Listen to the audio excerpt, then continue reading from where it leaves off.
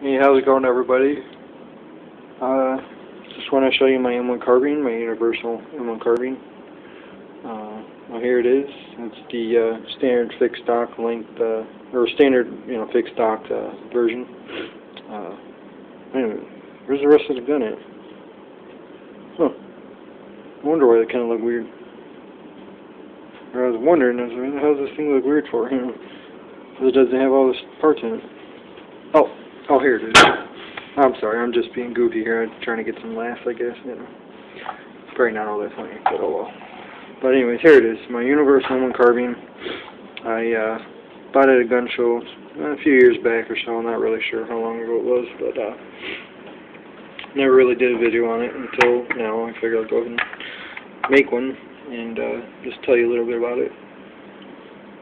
Of course, anybody that should know, the Universal Carbines were the ones they're trying to do more for like the civilian market. For somebody that wants an M1 Carbine but doesn't have the M1 Carbine, military M1 Carbine's price, because a pretty decent one will cost anywhere from $750 and up. Of course, plus or minus, some the money there. It all depends on condition and manufacturer and all that. But they can be at least $700 for a decent one, and a good one could cost you well over $1,000. And this was way less. This is, I think this one cost me in the $400 something range. I think it was pretty well under $500 for an M1 Carbine. I mean, you really can't beat it. It's just a real fun shooter. This one I had opted for the paratrooper model stock, and I actually bought this. I believe this from egunparts.com. And the reason why I changed out that one is because, well, for one, all I've seen on most videos on YouTube was the fixed stock version. And the other thing is that the top handguard on the fixed stock that came with the gun had the metal handguard, or top handguard, and it had all the circles in it, cut into it. It kind of looked more like a modern rifle. I didn't like that. I wanted more of a military look. So I was just going to get a top wood, handguard. But then, of course, all the ones I seen were used, like parts, and I couldn't find a nice, new production one where it wasn't going to have a bunch of dings in it.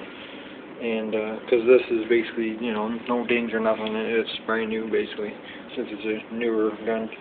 And the other thing was to get the wood to match. It was just going to be impossible. And I didn't want to take any chances that I ended up finding this stock, and it was like $170 something, I believe it was, for the whole thing, the whole stock and everything, and the top handguard. And I said, I'm just going with that route because it's all brand new. It's a new reproduction, and it's a very nice reproduction stock set, and it comes, where it matches and everything. So I was like, hey, that's what I'm getting. And the other thing was the fact that I got something that you don't see too many videos on of people with the paratrooper stock.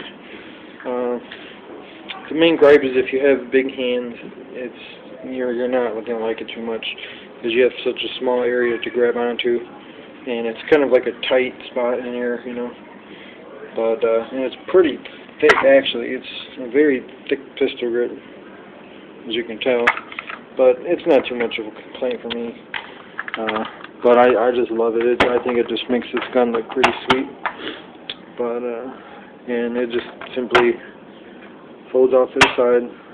So this is basically how the paratrooper version would be if you was a soldier during World War II, if you had one of these or issued one. And it just locks up just with tension. There's a little screw up on top. You just tighten it down. And it's actually a spot on the stock right here where you can put your little oil can that they, M1 Carbines have.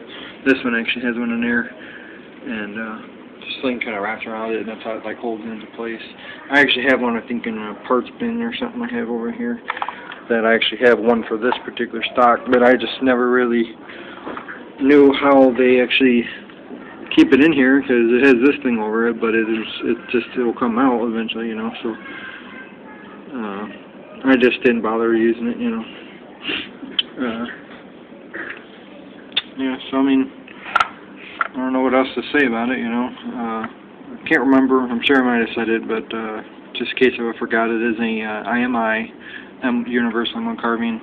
It's an Israeli-made gun, as far as I know, basically. And it was imported in Texas. I imagine that's the importer. And it does have a bayonet lug and everything. But yeah, it's just a blast to shoot, low recoil. It's fun to shoot. I love the mechanism to charge it, kind of like on a Mini 14 and M1 Grand and an M14. I love this mechanism. I think it's pretty fun to use, you know. But yeah, it says U.S. Carbine, Cal 30 ML, and yeah, I've seen a lot of other videos in M1 carbines, and they have like more of a cutout in this part, and as you can see, mine is not. So I kind of would like the way this looks. I think it looks better than the ones that are cut out, you know.